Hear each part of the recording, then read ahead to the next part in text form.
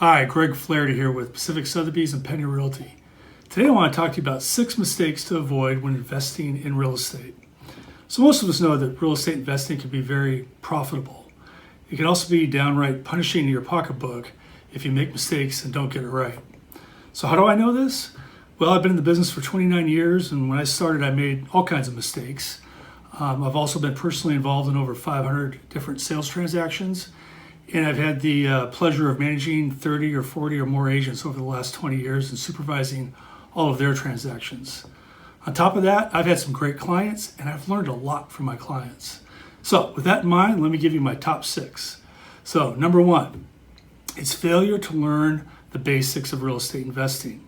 So you kind of need to know the fundamentals. You need to know how to determine fair market value. How do you determine accurate rental projections? What about the cost of ownership? What about where you should buy? So in the San Diego coastal zone, for example, things can vary dramatically. You could be on one street, it could be a fabulous investment. Go 2 blocks over, it could be terrible. So it can fluctuate a lot by geography. You also need to know terms like GRM, gross rent multiplier, and how to calculate that, or cap rate or capitalization rate. For example, say you want to buy an apartment complex and you're in the central San Diego coastal zone. A 4 cap could be great. But say you're in the same area, now you're looking at a retail complex or an office building. A 4 cap, not so great. You may even want to, as you get more advanced, learn terms like internal rate of return and how to calculate that. Okay, but the best thing you can do, slow down, don't be in a hurry, be patient, educate yourself, study and learn. All right, mistake number 2, approaching real estate investing with a stock market mentality. You can't get in and get out of real estate on a whim. It doesn't work this way. It takes time. Most real estate investments aren't liquid. Again, it takes time to get in and get out. Expect you're going to be in the game for a while. All right, mistake number 3, mentality of getting rich quick. This is by and large a fantasy.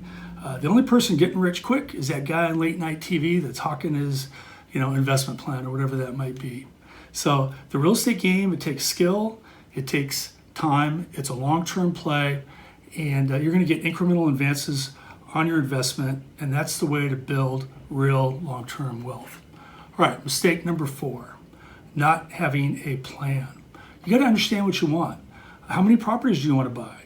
Are you going to buy single-family homes? What about multifamily apartment complexes? What if somebody presents you with a great deal on a condo? Would you consider that? Okay, how long will you own these investments? Don't be haphazard. You need a written plan, write it down, know when you're going to get in, know when you're going to get out. All right, mistake number 5, investing blind without a mentor or a team. So think about it, the best of the best, even the best athletes, Roger Federer in tennis, Tiger Woods in golf, they've all had a coach. So you want to surround yourself with a strong team. If you want to have a partner, try to get a partner that maybe complements your weaknesses.